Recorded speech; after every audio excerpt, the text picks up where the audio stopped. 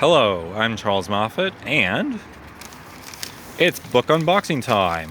And what we have here is the second book from Memory, Sorrow, and Thorn by Tad Williams.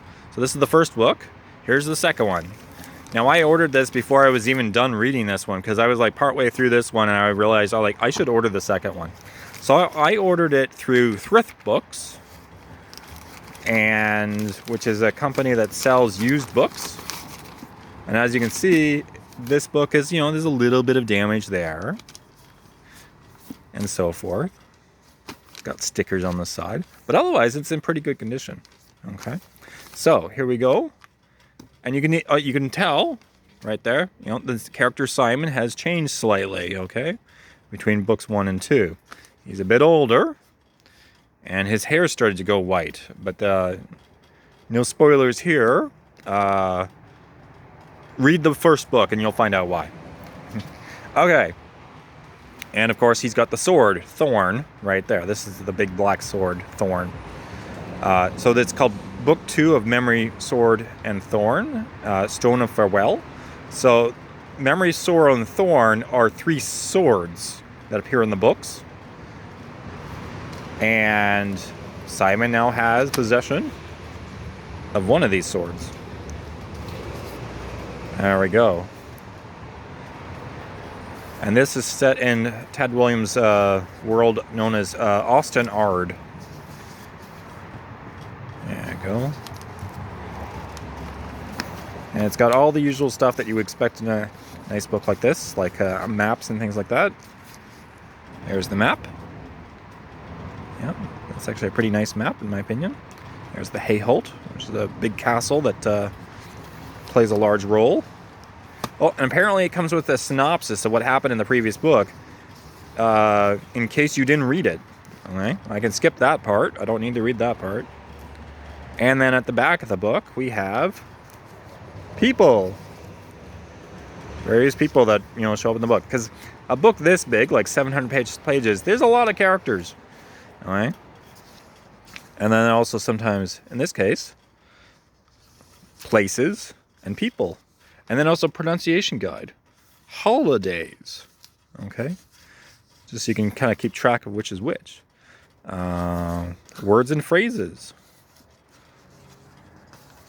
This is a very immersive book. There's a lot of things going on here. Okay? And so forth. Now, the other thing I want to mention on is if you do happen to read this book and then the third book as well, you'll notice some similarities between these books and Game of Thrones. Also known as the Song of Ice and Fire. Okay, so why? Well, these books came out in 1988 and the early 90s. And then this book came out in 1996 and the various books came after it. But it's basically the same story. Okay?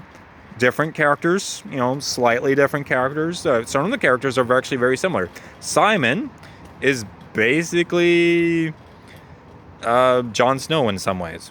Okay?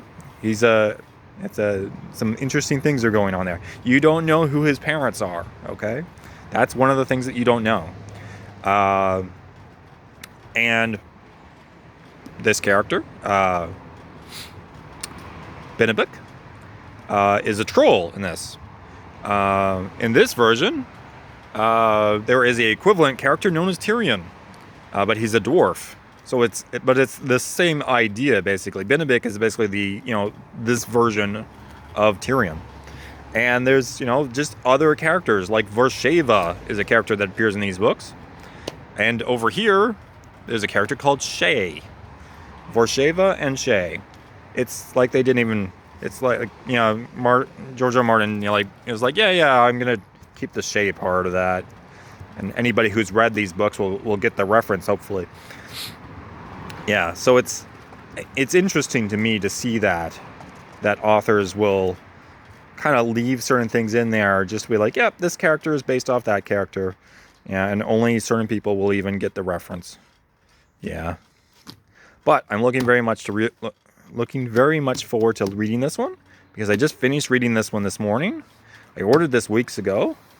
It arrived, weeks ago, and I'm finally ready to start reading it, probably later today.